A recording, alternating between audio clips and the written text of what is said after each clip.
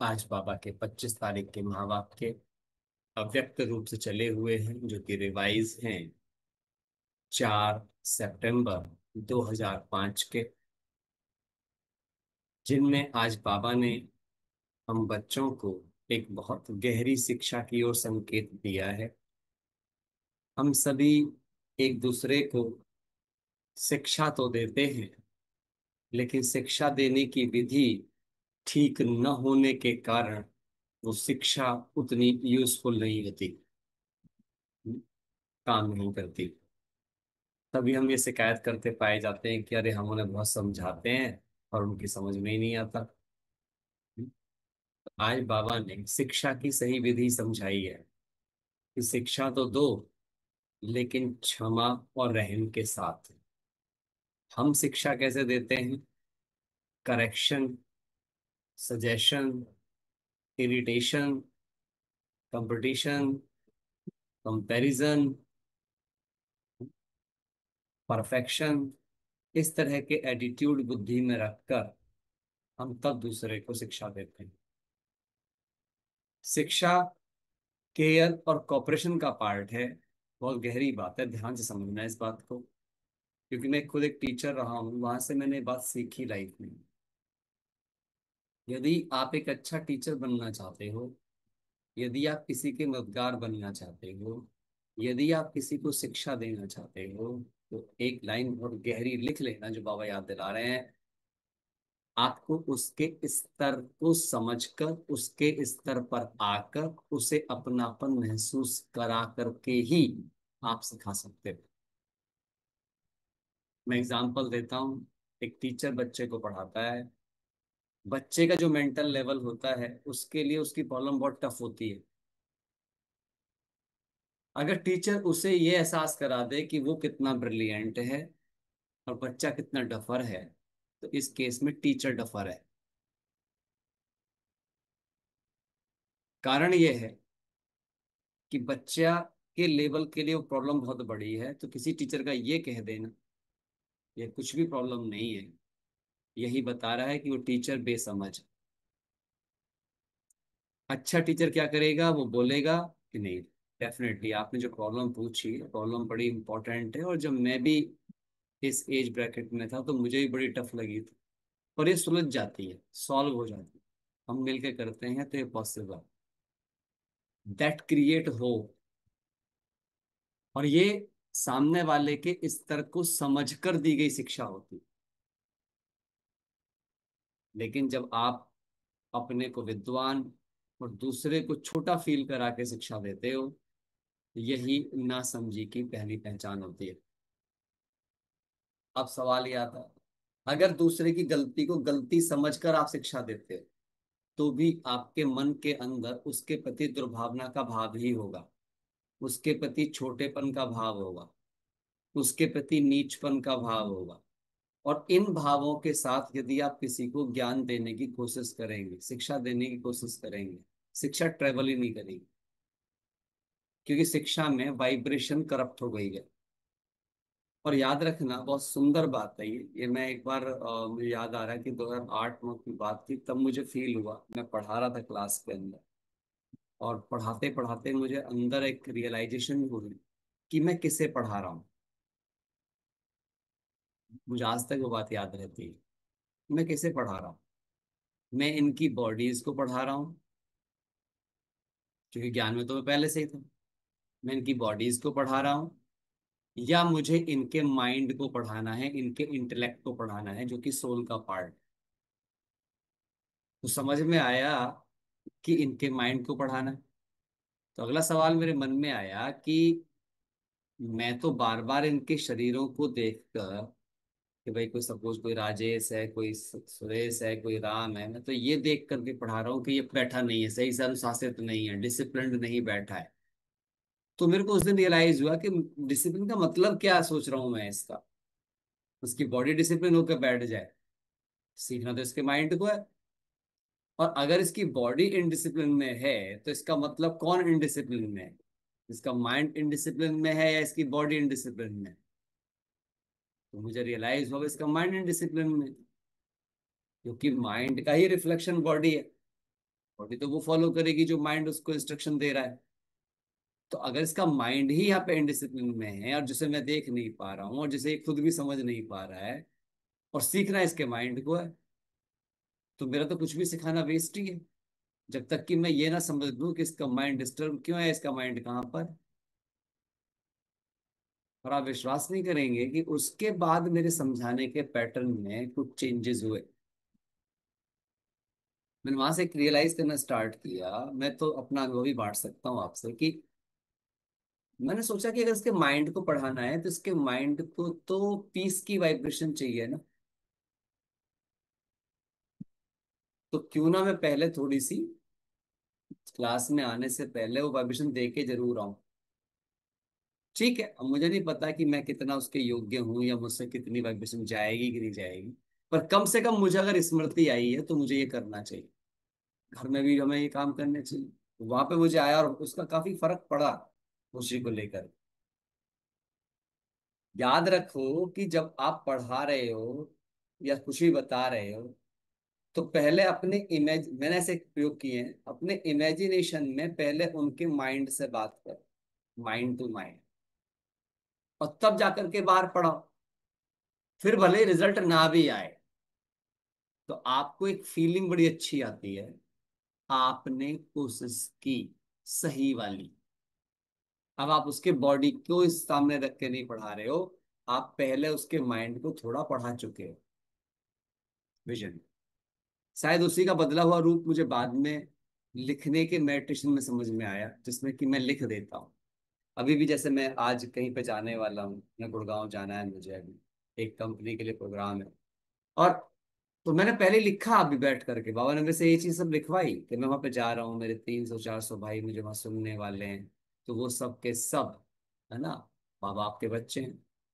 और मैं अगर उनके सामने कुछ भी बात करूंगा तो उन सब के सातों गुण आठों शक्तियां जागेंगे, और वे आपसे कलप पहले माफिक ड्रामा अनुसार अपना मुक्ति जीवन मुक्ति का वर्षा लेंगे।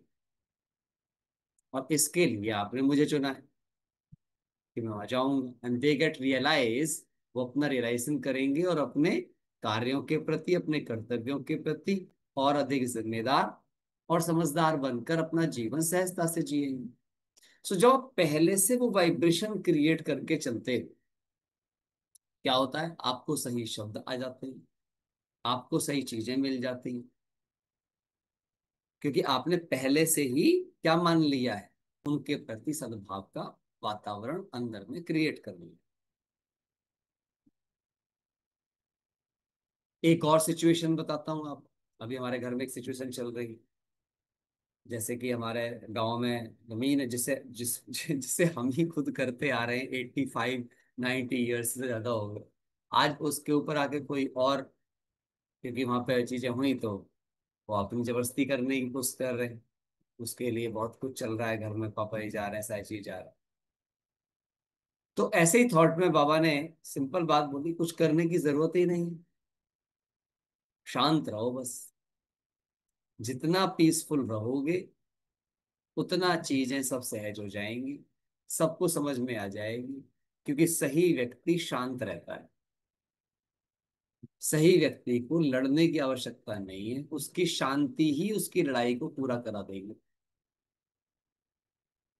कोई भी पुलिस, कोई भी प्रशासन, कोई भी कानून, एक शांत व्यक्ति जो सच में अहिंसा का पालन करता है, उसके खिलाफ बहुत अधिक देर तक कुछ कर नहीं सकता, बशर्ते वो अपनी शांति के पथ पर टिक करके बस बैठ जाए।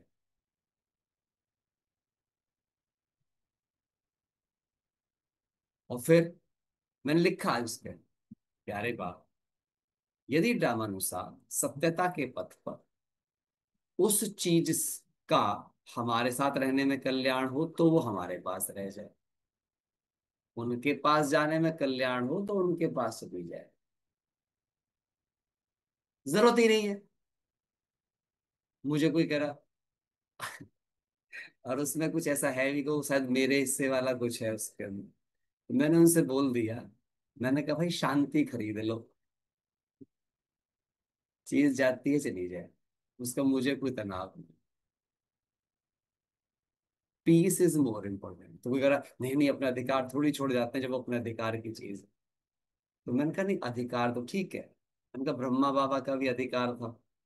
और ब्रह्मा बाबा का जब अपने पार्टनर से अलग हुआ तो पार्टनर ने बेईमानी भी की, तो ये बाबा ने क्या कहा, अल्फ को अल्लाह मिला, बे को मिली झूठी बादशाही। और जो उस पर अधिकार दिखा भी रहे हैं वो पहले से बेचारे बर्बाद हैं, अपनी सब जमीन उमीन सारी उजातर बेच चुके हैं, शराब पीते हैं, चीजें करते हैं। अब वो क्या करेंगे, चलो ये भी उनके पास जाएगा अगर उस तरीके से, तो क्या हो, उनकी कोई उन्नति ना पहले हुई अपनी उन चीजों से, ना इससे कुछ होने वाली है। और हमारी अवनति न इसके रहने से कभी हुई है, ना इसके ना जाने से कुछ होने वाली है।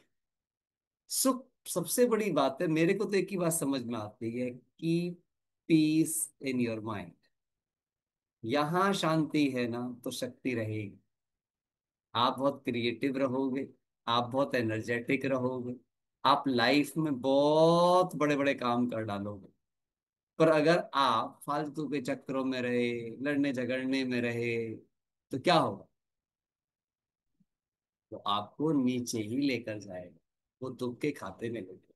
आज बाबा ने बोला है मुरली में, कैसी भी आत्मा क्यों ना हो उसे दुआएं दो।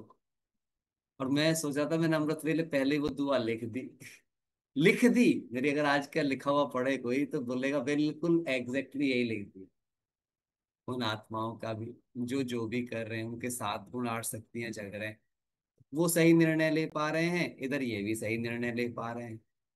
और ये घटना सिर्फ इसलिए घटित हो रही है कि इसमें सबका कल्याण होना है। जैसे रामायण की घटना के लिए कहते हैं जी इसलिए हुआ क्योंकि रावण का कल्याण होना था, सब राक्षसों का कल्याण होना था। नहीं भाई, उसमें उसने क्या किया, तो उससे पराई स्त्री पर दृष्टि रखी, पराई चीज पर दृष्टि रखी। क्यों रखी, ताकि राम वहां पे जाएं और उन सब का उद्धार करें। तो आज मुझे ये वाली फीलिंग है कि ये जो घटना हो रही है ये सिर्फ इसलिए हो रही है ताकि पुण्य आत्माओं के कदम वहां पड़े, पुण्य आत्माओं की दृष्टि के सामने सब आए। और उन सब आत्माओं से बातचीत के दौरान, हमारे बहस देखने के दौरान, हमारे व्यवहार को देखने के दौरान सभी आत्माओं की सेवा हो जाए। मैं कल ऐसी बाबा से एक और बात कर रहा था, तो बाबा ये जैसे पिताजी की, लोग पिताजी उनकी आयु ज्यादा है, मैंने कहा भी इस आयु के अंदर भी इन सबको इस तरीके की चीजों से गुजरना पड़ा। तो बाबा ने बहुत सुंदर बात रियलाइज करे, कह रहे ब्रह्मा को रियलाइज नहीं हुआ था 60 साल के बाद में, धक्के उसने नहीं खाए थे, ये खा रहे थे, कौन सी बड़ी बात है। बात बिल्कुल सही थी। ब्रह्मा के धक्के भी तो 60 साल के बाद ही शुरू हुए ना, 60 साल तो कोई धक्का था नहीं उसकी जिंदगी में। 60 के बाद ही भट्टी बनी, 60 के बाद ही गालियां खाई, 60 के बाद ही कोर्ट कचहरी हुई, 60 के बाद ही सब हुआ। हुआ कि नहीं हुआ, आज तक लेकर। सो उम्र डजेंट मैटर, इससे कोई मतलब नहीं है। कर्म का खाता जिस उम्र पे जाके जिसका जागेगा उसको पूरा करना होगा।